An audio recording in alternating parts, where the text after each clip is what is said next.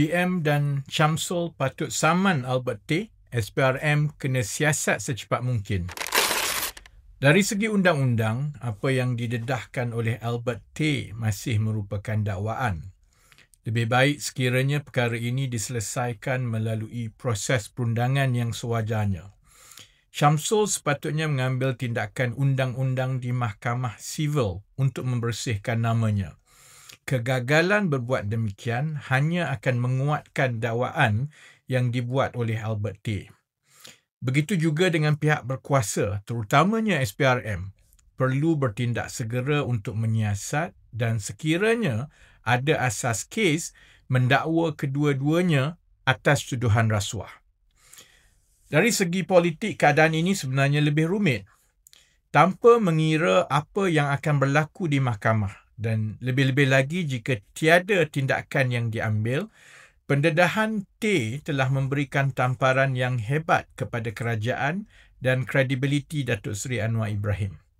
Sekiranya Datuk Seri Anwar mengambil tindakan tegas dengan menyingkirkan Syamsul Iskandar ketika kontroversi surat sokongan itu timbul minggu lalu seperti yang saya minta, Perdana Menteri mungkin boleh menjauhkan diri daripada kesan pendedahan ini. Pada ketika ini, saya tidak nampak cara cepat yang boleh diambil oleh Perdana Menteri untuk mengurangkan kerosakan terhadap kredibiliti beliau. Dalam keadaan yang paling buruk, para pengkritiknya akan menggunakan episod ini terhadap beliau pada masa akan datang setiap kali beliau bercakap tentang usaha untuk memerangi rasuah.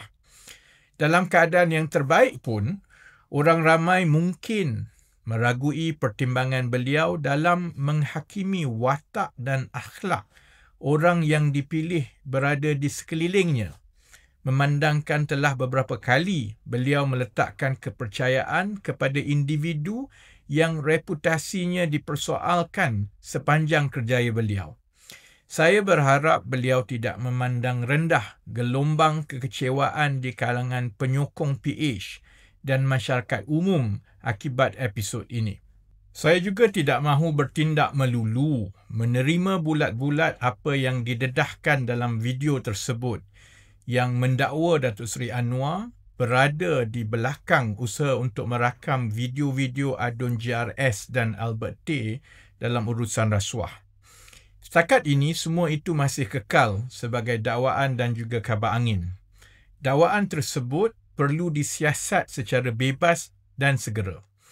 Sebenarnya sukar untuk Albert Tay untuk membuktikan dakwaannya melebihi andaian-andaian yang dibuat dalam video itu, melainkan kecuali beliau mempunyai rakaman sendiri pertemuan beliau dengan Perdana Menteri yang jelas Perdana Menteri memberi arahan sedemikian dan dirakamkan.